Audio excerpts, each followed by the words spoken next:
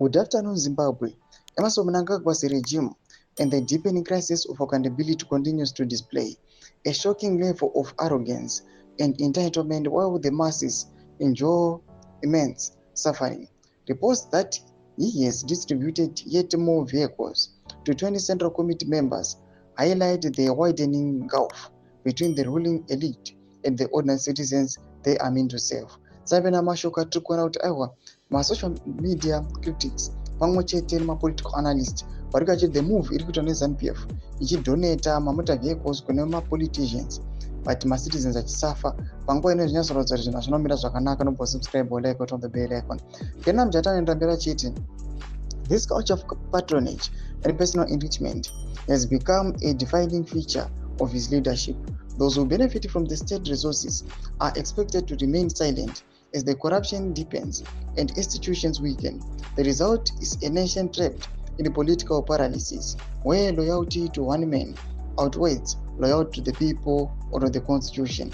Meanwhile, our minerals are being plundered with impunity. Communities across the country have raised concerns about abuse by some foreign thugs disguised as investors, particularly Chinese mining interests, accused of exploiting workers and degrading the environment. Yet, instead of protecting its citizens, the government, through Judge Charamba, dismisses such complaints as scaring and investors.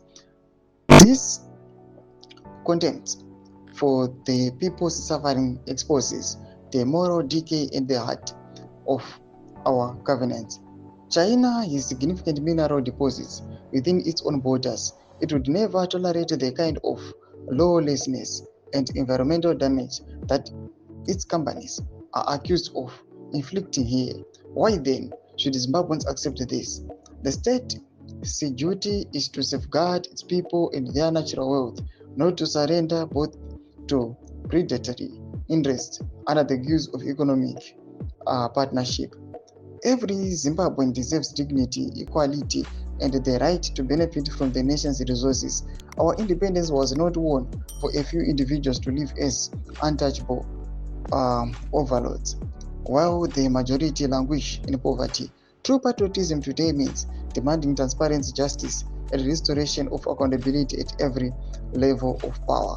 Ndo mashoko ari kubuda panguva ino yatiri kuona kuti aiwa panguva ino vanhu vari kujamuka. Tinoona kuti anoendera mberi achiti comrade Bomshogeza, there is no turning back. As turning back means putting many lives at risk of being murdered by Emerson Mnangagwa in his Canada. ED must not be given more time to regroup so that they kill people. It's time we stand up to this bloodthirsty reptile. It's homeland or death. Ndo mashoko ari kuda panguva ino vanhu vachijamuka zvakananda. Mbotidze mafunguro enyu moti kudii pamusoro pechitiko ichi. Pena comment section medu mafunguro enyu. So subscribe or like, hit on the bell icon.